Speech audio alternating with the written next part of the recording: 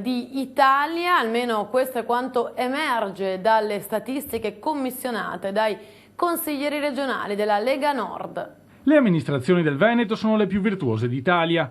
Parola dei consiglieri regionali della Lega Nord che si sono rivolti a degli esperti di statistica per calcolare l'indice di virtuosità dei governi locali di tutte le regioni. La nostra risulta in cima alla lista che vede in coda a partire dal basso Molise, Calabria e Campania. Sul terzo gradino del podio troviamo invece l'Emilia-Romagna, sul secondo la Lombardia. Nell'indice territoriale che tiene conto sia dei comuni, dell'efficienza dei comuni, delle province e delle regioni, il Veneto risulta indubbiamente al primo posto. Quindi se in certe situazioni, leggevo la nostra tabella, per esempio la Lombardia può essere prima per quanto riguarda l'aspetto regionale, lo è meno per quello provinciale e comunale. Quindi nella sintesi totale dei tre dati il Veneto risulta primo. Le statistiche ricavate da 4 gruppi di indicatori su dati Istat, Corte dei Conti, Ragioneria Generale di Stato, Viminale e Ministero delle Infrastrutture rivelano anche un'interessante relazione tra trasferimenti statali e virtuosità delle amministrazioni. È dimostrato che minori sono i trasferimenti da Roma, più aumenta la capacità, l'autonomia degli enti locali, cioè gli enti locali sono in grado di gestire meglio le risorse che gli vengono date. Per i leghisti è fin troppo semplice tirare le conclusioni.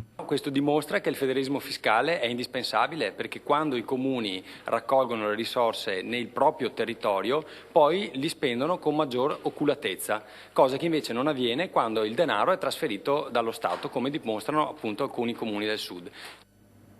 Ed ora con le immagini invece andiamo a Venezia, proprio in piazza San Marco, nel cuore della città, di una delle città più belle del mondo.